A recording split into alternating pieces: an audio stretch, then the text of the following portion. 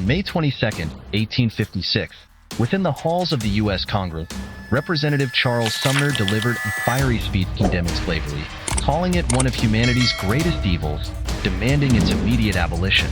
Later, he sat in his office, unaware that danger was approaching. As he glanced toward the door, he saw Preston Brooks, pro-slavery representative from South Carolina, stepping inside, gripping a cane with intent. Before Sumner could react, Brooks swung with brutal force, striking his head so hard that his vision blurred. But the assault didn't end there. Blow after blow rained down, and when the cane splintered, Brooks continued the attack with his fist and even the broken cane's heavy knob. Onlookers tried to intervene, but Brooks' allies held them back, ensuring the violence ran its course. Only when Brooks decided he had done enough did he finally walk away, leaving behind a shattered cane and a blood-stained floor.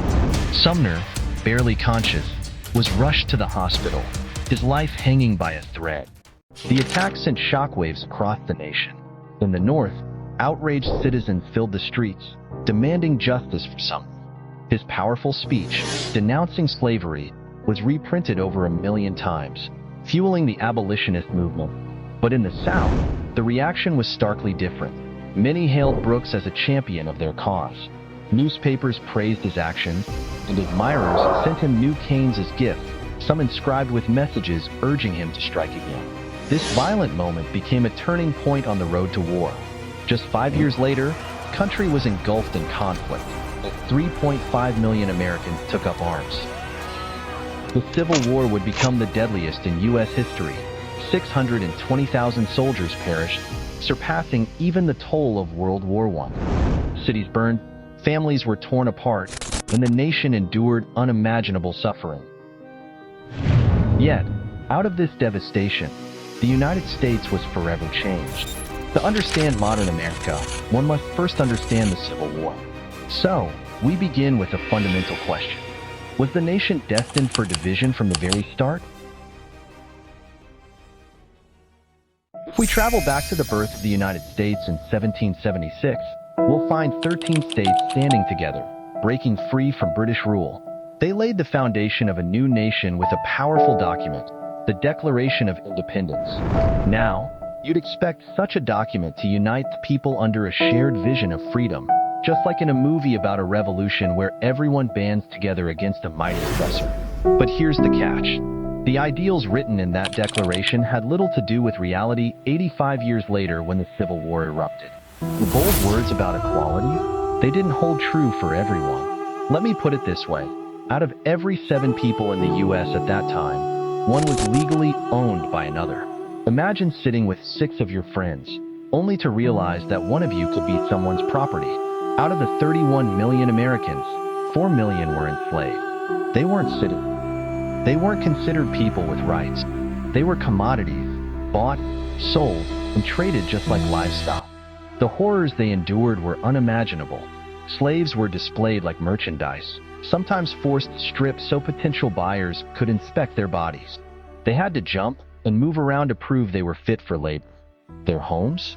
Simple wooden cabins that offered no protection from the heat, cold, or rain. Disease ran rampant, and their daily life was brutal. 14-hour workdays in the fields, stretching to 18 hours when the moon was full. Family meant nothing in this system. Slave marriages weren't recognized, and children could be ripped away from their parents at any time. Imagine treating families like Lego sets, splitting them up, selling pieces when money was tight, and keeping others to sell later. A mother could wake up one morning and never see her child again. That was the horrifying reality. And life expectancy? Grim. Slaves' life often began at the auction block around the age of 12 and ended far too soon due to illness, exhaustion, or worse. Only 4 out of every 100 slaves lived to see 60. Now, you might be wondering, what does all this have to do with the Civil War?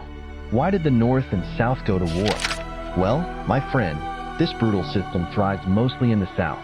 While slavery was fading in the North, it remained the backbone of the Southern economy.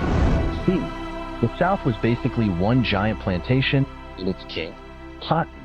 Cotton was a labor-intensive crop, and without a steady supply of enslaved workers, the entire Southern economy would collapse. For plantation owners, the idea of giving up slavery wasn't even up for debate. It was their lifeline. And when that way of life was threatened, the South was ready to fight to keep it.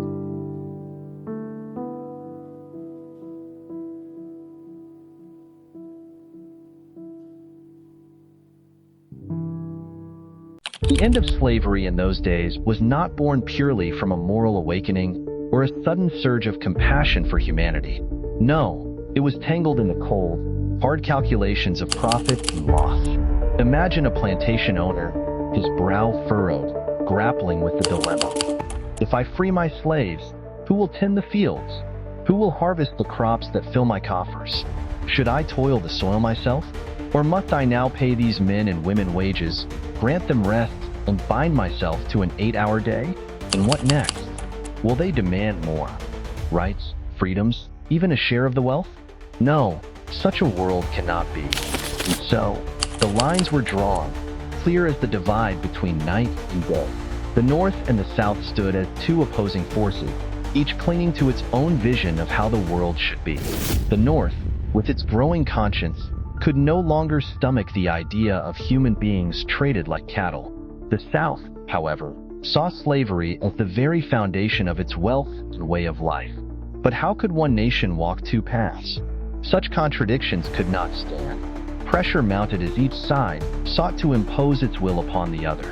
In the North, a movement began to stir, fueled by guilt and a growing sense of justice. It was a fire that spread, fed by the voices of those who dared to speak out. Among them was Harriet Tubman, a woman of unyielding courage, who earned the name Moses of her people for leading countless enslaved souls to freedom through the treacherous paths of the Underground Railroad. Then there was Frederick Douglass, a man who had once been bound in chains, but broke free through the power of his mind. He taught himself to read and write. From those tools, he forged a new life as a writer and a fierce advocate for abolition. This movement grew, gathering strength from the pens of writers and the hearts of activists. Harriet Beecher Stowe emerged as one of its brightest stars, her novel Uncle Tom's Cabin laying bare the brutal realities of slavery. The story of Old Tom's suffering struck a chord so deep that over 1 million copies found their way into the hands of readers, stirring sympathy and outrage across the globe. In the North, her words were a rallying cry, a call to action. But in the South, they were a threat, so dangerous that the book was banned, and Stowe herself received a chilling warning. A package containing the severed ear of a black slave, a grim message meant to silence her. Hatred runs deep, my friend, one might say, shaking their head at the darkness of those times. Yet, this was only the beginning. What started as a war of words and symbols soon erupted into violence. In 1856, the battleground shifted to Kansas, where pro-slavery forces clashed with anti-slavery settlers and Republican representatives who sought to outlaw the practice. The violence ebbed and flowed, earning the conflict the name Bleeding Kansas. It was a preview of the chaos to come, as the nation teetered on the edge of a chasm, divided by its own contradictions. The pro-slavery and anti-slavery factions grew more entrenched, their actions more brutal with each passing year. The stage was set, players in place, and the stakes higher than ever. The story of a nation at war with itself was just beginning to unfold. One of the most polarizing figures of this era was John Brown, a man whose life took a dramatic turn after he encountered a group of formerly enslaved African Americans. Hearing their harrowing stories of suffering and oppression, Brown became deeply committed to the abolitionist cause. This commitment consumed him and influenced his family as well. In 1855, Brown formed an armed group with his sons, dedicating themselves to freeing enslaved people and striking back against slaveholders. Brown and his group carried out raids on southern plantations, liberating enslaved individuals and helping them escape to the north or even to Canada. However, their actions were not limited to freeing the enslaved. They also targeted slave owners with brutal violence. In one infamous incident, Brown and his men attacked 5 slave owners with swords, killing them in a particularly gruesome manner. Encouraged by their successes, Brown began to envision a larger rebellion. He devised an ambitious, daring plan to seize federal armory at Harper's Ferry, Virginia, arm the enslaved population, and spark a widespread uprising to end slavery across the United States. On October 16, 1859, Brown and a small group of 18 men, both white and black, launched their attack on Harper's Ferry. Initially, they managed to take control of the armory, but their plan quickly unraveled. The enslaved people Brown hoped would join the rebellion did not rally to his cause. Many were hesitant to follow a stranger in such a risky endeavor, especially one that involved armed conflict against their enslavers. Brown and his men found themselves surrounded and outnumbered. Despite their resistance, they were eventually overpowered. 2 of Brown's sons were killed, and Brown himself was severely injured before being captured. His trial became a national spectacle, further deepening the divide between Americans. Prominent figures like Ralph Waldo Emerson praised Brown as a martyr for justice, while others, such as Nathaniel Hawthorne, condemned him as deserving of execution. Frederick Douglass, a formerly enslaved abolitionist, acknowledged Brown's extraordinary dedication to the cause, comparing his passion to a blazing sun in contrast to Douglass's own light beam. After a 2-month trial, Brown was sentenced to death. On December 2, 1859, he was executed. Before his death, Brown handed a note to a guard, declaring that the sins of slavery in America could only be purged with blood. Although his rebellion failed, Brown's actions left a lasting impact. He instilled fear in pro-slavery advocates, particularly in the South, and became a symbol of the growing inevitability of a violent confrontation over slavery. His legacy remains a contentious and significant part of American history.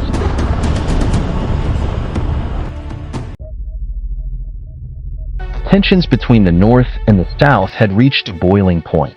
What began as ideological clashes and political disagreements had escalated into armed conflict, with militias forming and violent incidents becoming increasingly common. The North even began considering the radical idea of arming enslaved people to fight against the South, a notion that struck fear into the hearts of Southerners. While enslaved individuals had not yet rallied to John Brown's call for rebellion, the South feared that such a day might come, and they dreaded the possibility of a violent uprising. In response, the South began arming itself, forming militias that initially aimed to protect their way of life. Over time, these militias evolved into a more organized force, laying the groundwork for what would become the Confederate Army. This growing militarization signaled that the conflict was no longer just a series of skirmishes, it was heading toward a full-scale war. But where was the U.S. president during all of this? The answer lies in the election of 1860, which marked a turning point in American history. Up until then, the Democratic Party had dominated the presidency. However, the party was deeply divided over the issue of slavery, unable to unite behind a clear stance.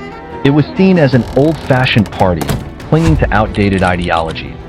Enter the Republican Party, a new political force that emerged as a progressive alternative. Contrary to modern perception, the Republicans of that era were the party of abolitionism, advocating for the end of slavery. They nominated Abraham Lincoln, a self-made lawyer from Illinois with humble beginnings, as the son of a poor farmer. Lincoln's anti-slavery stance made him a polarizing figure, but it also galvanized support in the North. When Lincoln won the presidency in November 1860, it sent shockwaves through the nation. His victory, achieved through the Electoral College despite winning only 40% of the popular vote, signaled a seismic shift in American politics. Almost immediately, Southern states began to secede from the Union. South Carolina led the way on December 20, 1860, followed by Mississippi, Florida, Alabama, Georgia, Louisiana, and Texas. These states formed the Confederate States of America, electing Jefferson Davis as their president and raising their own flag in defiance of the Union. Lincoln's inauguration in March 1861 was a somber affair. He made it clear that he would not negotiate with the seceded states and was prepared to use force to preserve the Union. By April 12, 1861, first shots of the Civil War were fired at Fort Sumter in South Carolina. The Confederate attack forced the fort's surrender after 36 hours, and Lincoln responded by declaring war on the seceded states. However, he faced a significant challenge. The U.S. Army was woefully unprepared. At the time, the entire U.S. military consisted of fewer than 17,000 soldiers, most of whom were stationed in the West to deal with conflicts involving Native American tribes. Lincoln called for 75,000 volunteers to join the Union Army, and the response was overwhelming. Thousands of men from northern cities and towns eagerly signed up, believing they were fighting for a noble cause. The South, too, saw a surge of volunteers, with over 100,000 men joining the Confederate ranks in a matter of days. Both sides were convinced that the war would be short and decisive, with each believing they would quickly teach the other a lesson. But the reality of war soon set in. The first major battle, Battle of First Manassas, or Bull Run, shattered any illusions of a quick conflict. Northern forces initially gained ground, but were eventually overwhelmed by the Confederate Army. The sight of Union soldiers fleeing the battlefield shocked onlookers, including civilians who had come to watch the battle as if it were a spectacle. The bloody aftermath made it clear that this would be a long and brutal war. As the conflict dragged on, Lincoln was frustrated with the Union Army's defeat and sought a new commander to rebuild and lead his forces. He turned to George B. McClellan, a promising general known for his organizational skills.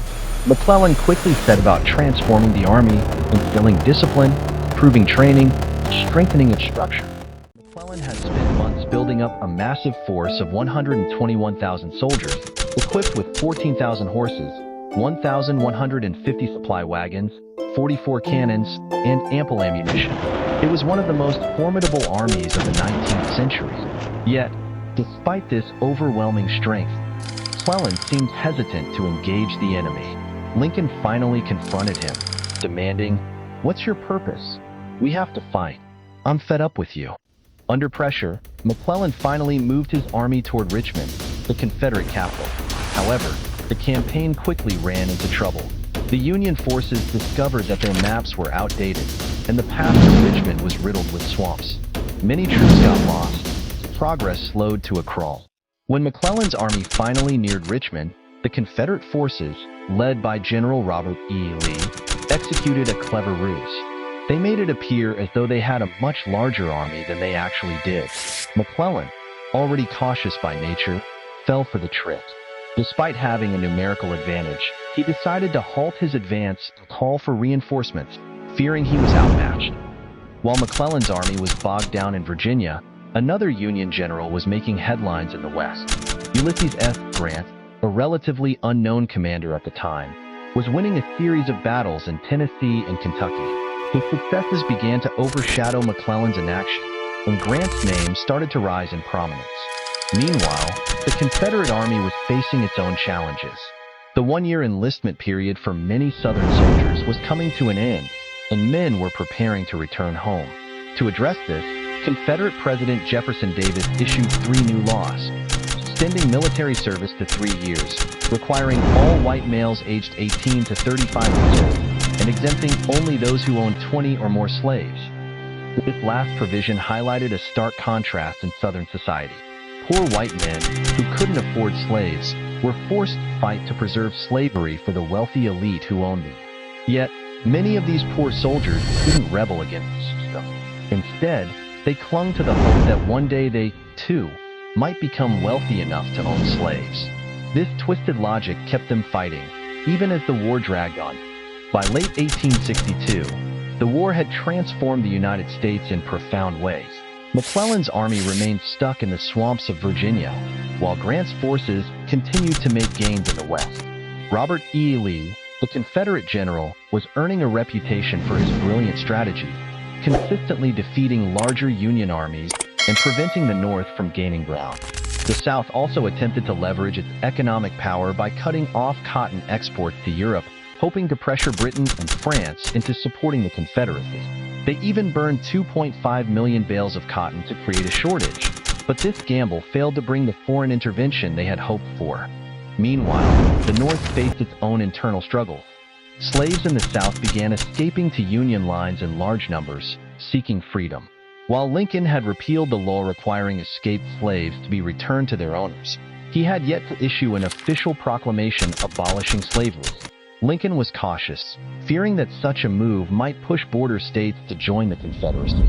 Instead, he proposed compensated emancipation, offering slave owners $400 for each slave they freed, and even explored the idea of relocating freed slaves to colonies in Africa. These half measures satisfied no one, and pressure continued to mount for a more decisive stance. The turning point came in September 1862 during the Battle of Antietam. After Lee's Confederate forces invaded the North, McClellan finally engaged them in a bloody confrontation. The battle resulted in massive casualties on both sides, 12,000 for the Union, 10,000 for the Confederacy. Though the Union technically repelled Lee's invasion, McClellan failed to capitalize on the victory. Instead of pursuing the retreating Confederate army, he hesitated once again, allowing Lee to escape. This missed opportunity infuriated Lincoln and further eroded confidence in McClellan's leadership. The Battle of Antietam marked a pivotal moment in the war. It gave Lincoln the political leverage he needed to issue the Emancipation Proclamation, declaring that all slaves in Confederate-held territory would be free. While this didn't immediately end slavery, it transformed the war's purpose, aligning the Union's cause with the abolition of slavery and preventing European powers from supporting the Confederacy. As the war entered its next phase, the question remained: what would McClellan do next? Indecision and reluctance to fight had already cost the Union valuable time and resources. With Grant rising in the West and Lee continuing to outmaneuver Union forces in the East, the Civil War was far from over. The stage was set for even greater bloodshed and dramatic turns in the conflict that would reshape the nation.